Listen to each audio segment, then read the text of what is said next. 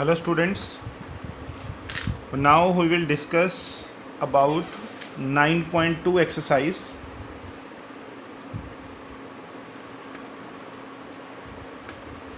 That is related to AP.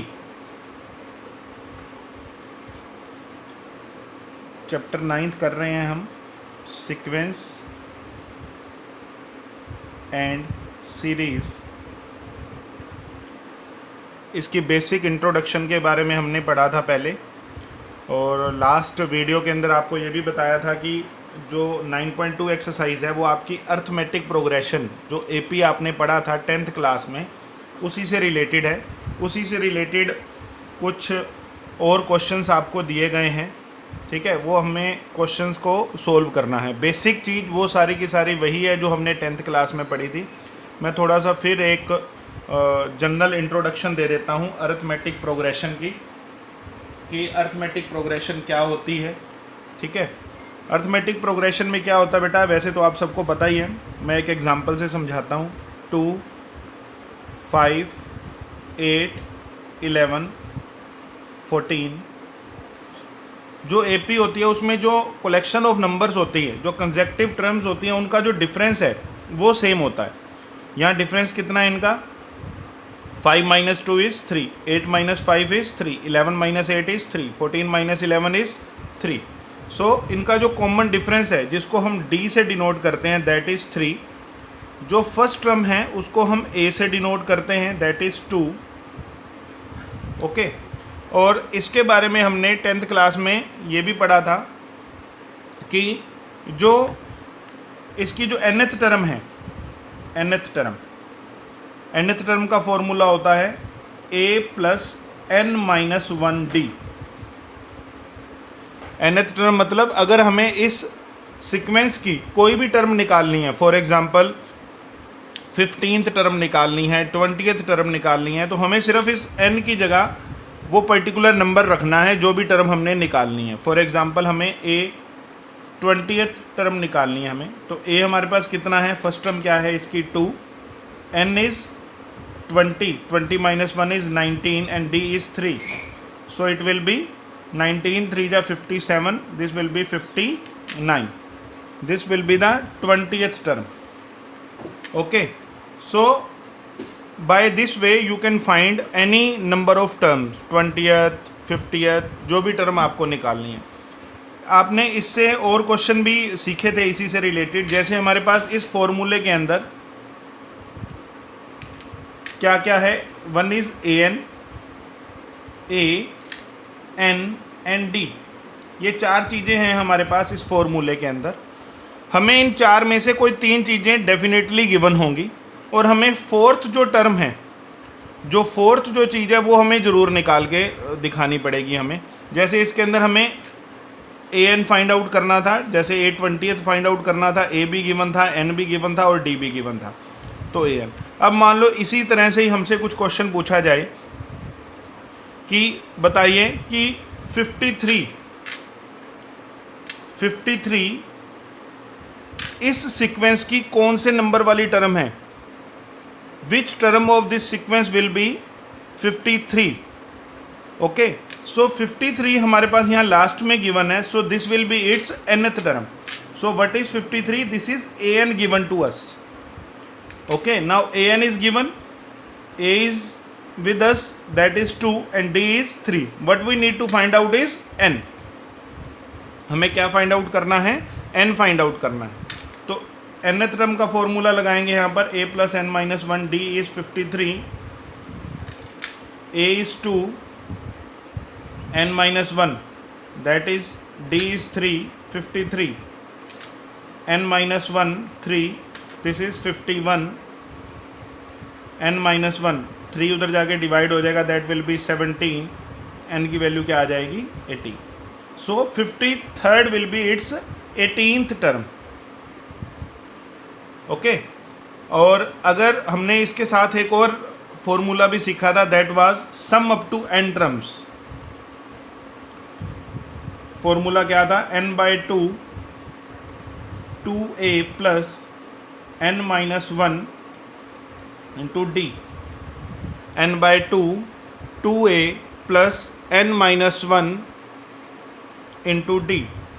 ये formula किस लिए यूज़ होता है? सम निकालने के लिए। जैसे हमने यहाँ पर 20th टर्म निकाली, लेकिन अगर हमें ये कहा जाए कि find the sum up to 20 terms of this sequence, इस सीक्वेंस का 20 टर्म तक का सम निकालो, तो ये उसका फॉर्मूला है हमारे पास।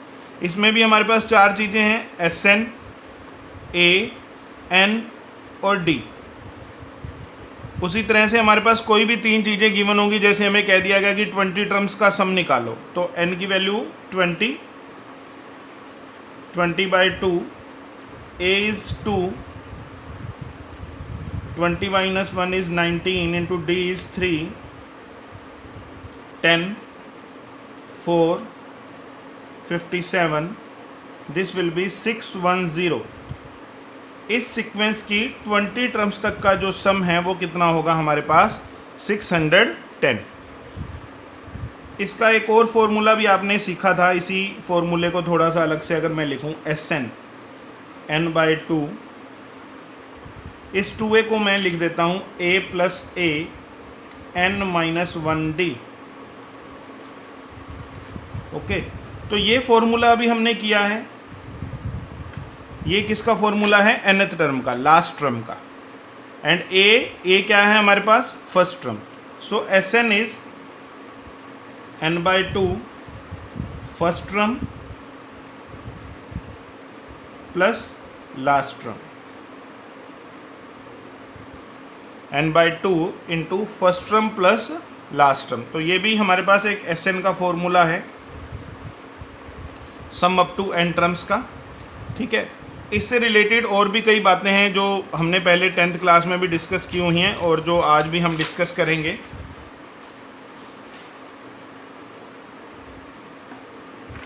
जैसे अभी हमने ये सीक्वेंस ली थी 2, 5, 8, 11, 14, 17।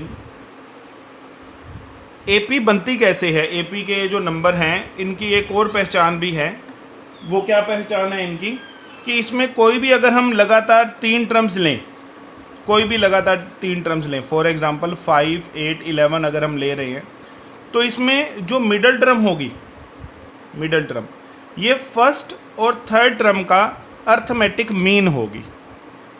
अर्थमेटिक मीन का मतलब आप 5 प्लस 11, आप 5 और 11 का अर्थमेटिक मीन कैसे निकाल सकते हैं? 5 और 11 को ऐड किया बाय में 2, दैट विल बी 16/2, 8। 11, 14, 17 को अगर आप देखोगे तो ये जो 14 है वो 11 और 17 का हमारे पास अर्थमेटिक मीन है। 11 plus 17/2 that will be 14। So if 3 terms A, B, C are in AP, then we can say that B is the arithmetic mean of A and C. B is the arithmetic mean of A and C. आप इसको इस तरह से भी ले सकते हैं कि अगर ये 3 टर्म्स AP में हैं, तो अगर AP में है तो इनका डिफरेंस सेम होगा, मीन्स B माइनस A will be equals to C minus B। Okay, minus b अगर इधर आ जाएगा तो this will be 2b c plus a, b will be equals to c plus a by 2। So b is the arithmetic mean of a and c। कुछ और चीज़ें भी हैं, कुछ आप वेरीफाई कर सकते हो किसी भी AP का एग्जाम्पल लेके। If a constant is added to each term of an AP, अगर कोई भी एक AP के अंदर कोई भी अगर हम एक कांस्टेंट ऐड कर दें, for example 1, 2, 3, 4 anything, if we will add to an AP, the resultant sequence will also be an AP। For example अगर मैं इसमें 3 ऐड कर दूं तो बट इट विल बी 5, 8, 11, 14, 17। तो मैंने 3, 3 ऐड कर दिया। अगर मैं 4, 4 ऐड कर दूं इसमें, सो this will B 6, 9, 12, 15, 18, 21। Again this is an AP। तो अगर हम किसी भी AP के अंदर कोई नंबर ऐड कर दें, हाँ, और साथ में अगर चाहे हम कोई सब्ट्रैक्ट भी कर दें, सब्ट्रैक्ट करने के बाद भी वो हमारे पास क्या रहेगी, एक AP ही रहेगी। अगर आप इसमें से 1 1 सब्ट्रैक्ट कर दो, this will be 1 4 7, okay, then 10, then 13, then 16, तो ये हमारे पास क्या रहेगी, एक AP ही रहेगी। देन अगेन अगर हम किसी AP को किसी भी नंबर के साथ मल्टीप्लाई कर दें, कांस्टेंट के साथ, मतलब सभी टर्म्स को एक सेम नंबर के साथ अगर हम मल्टीप्लाई भी कर दें, तब भी वो जो सीक्वेंस है वो हमारे पास क्या रहेगी, AP ही रहेगी। इसको हम थोड़ा सा इलस्ट्रेट करते हैं, इसको 2 से मल्टीप्लाई करते हैं फॉर एग्जांपल सभी नंबर्स को। This will be 4 10 16 22 28 34। See now the difference is, earlier the difference was 3।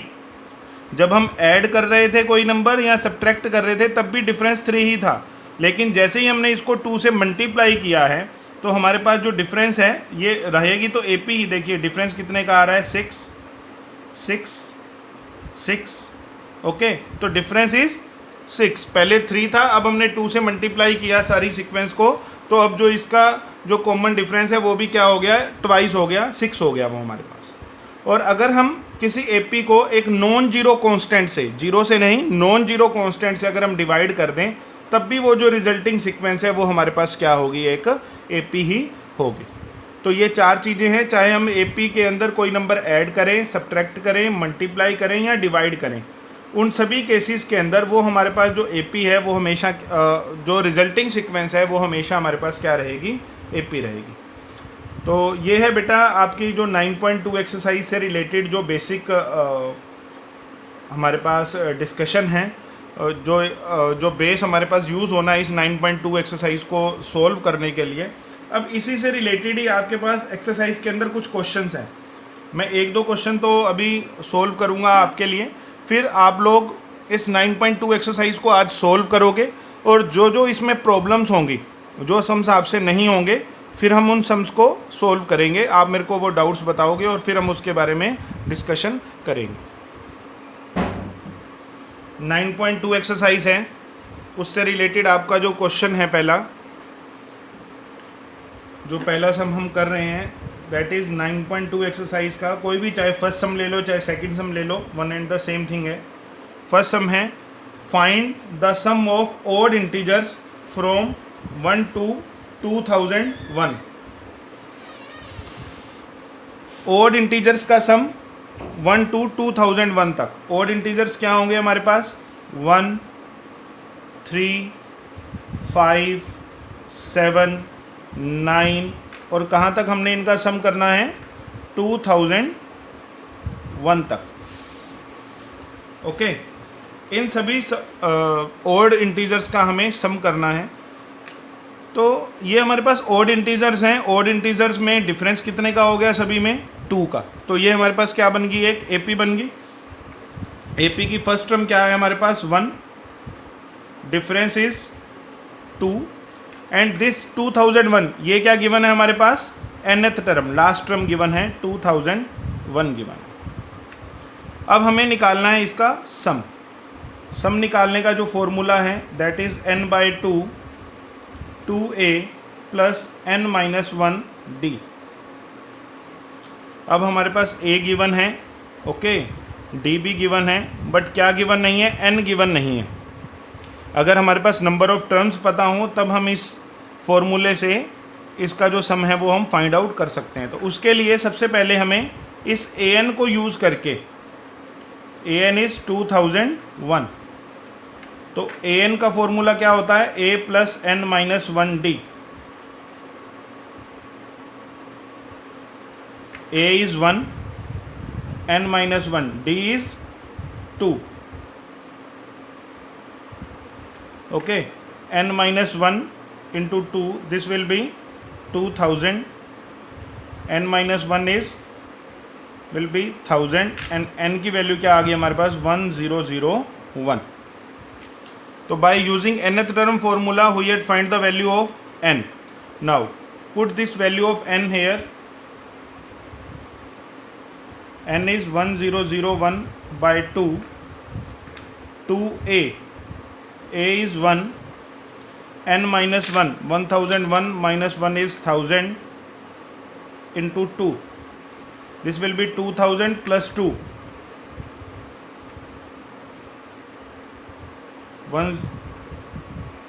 2002. Okay, अब हम इसको कट कर देंगे। अब जब हम इनका प्रोडक्ट करेंगे, the product will be 1002001. So this is the sum from 1 to 2001, all odd integers, सभी odd integers का सम है ये, 1 से लेकर 2001 तक। इसी से रिलेटेड बेटा अपने पास सभी क्वेश्चंस हैं। एक दो क्वेश्चन और आपको सॉल्व करके देखते हैं हम लोग। फॉर एग्जाम्पल क्वेश्चन नंबर है आपका 8th। If the sum of n terms of an AP, हमारे पास Sn गिवन है, Pn plus Qn square. Sn क्या है? Pn plus Qn square, where P and Q are constants. ये हमारे पास constant given है। हमें कॉमन डिफरेंस फाइंड आउट करना है इस AP का। ये AP का n टर्म्स का सम दिया गया है और हमें इस AP का क्या फाइंड आउट करना है? Common difference. We need to find out its common difference. So Sn is Pn plus Qn square. Sn का मतलब क्या है? Sum of n terms. अगर मैं n की जगह 1 रखता हूं तो this will be P plus n का square, that is 1, P plus Q। Sum of one term, this will be sum of one term, this is P plus Q। Sum of one term का मतलब क्या है? A1, first term only, क्योंकि one term का सम क्या होगा? वो खुद वही टर्म होगी। फिर अगर हम n की जगह 2 रखें, S2, this will be 2P plus 4Q। Sum of two terms, first two terms का sum A1 plus A2। S2 का मतलब क्या है? A1 plus A2। So now if you want to find the value of A2, second first term हमारे पास आ गया, क्योंकि difference क्या होगा? कॉमन डिफरेंस क्या होगा? A2 माइनस A1 और A3 minus A2। So by this we can verify the common difference. So first we need to find out the value of A2. A2 कैसे आएगा? Now this is the sum of A1 plus A2 and this is A1. Now if we will subtract A1 from A1 plus A2, A1 plus A2 में से अगर हम A1 minus कर देंगे तो हमारे पास we will left with A2 only. So A2 will be equals to A1 plus A2 minus A1. A1 plus A2 is S2 and A1 is S1. S2 is 2P plus 4Q minus S1 is P plus Q. 2P plus 4Q minus P minus Q. This will be P plus 3Q. So A2 is P plus 3Q. Okay, A1 is P plus Q, A2 is P plus 3Q. Now the difference will be, common difference will be A2 minus A1. A2 is P plus 3Q minus A1 P minus Q, that is again 2Q. So common difference of this AP will be 2Q. So beta, now you need to solve 1 to 13 questions. 1 to 13 questions of 9.2 exercise. Question number 1 to 13 of 9.2 exercise you need to solve. Okay? In sums में कोई भी problem आएगी तो आज आप मेरे से discuss करना, फिर हम उन सम्स के बारे में और डिस्कशन करेंगे। और इसके बाद में फिर आगे इस एक्सरसाइज को कंप्लीट करेंगे नेक्स्ट टॉपिक के अंदर। ओके बेटा, थैंक यू।